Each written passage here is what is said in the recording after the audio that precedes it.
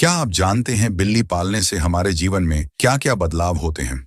Foreign experiment से पता चला है कि बिल्ली पालने से कई लोगों का डिप्रेशन दूर हुआ है। और यहाँ तक कि साइंस के मुताबिक ये पता चला है कि बिल्ली के आवाज से सुस्ती और थकावट दूर हो जाती है। और ये भी कहा गया है इनकी फ्रीक्वेंसी से हार्ट अटैक का खतरा भी कम हो जाता है। बच्चों को बिल्लियों के करीब होने से एलर्जी और दमा का खतरा कम हो जाता है। और आप लोग सुनकर हैरान हो जाओगे कि हर एक बिल्ली का चेहरा बाकी जानवरों से काफी सुंदर होता है। अगर आपके पास बिल्ली है तो उस बिल्ली का नाम कमेंट में बताएं।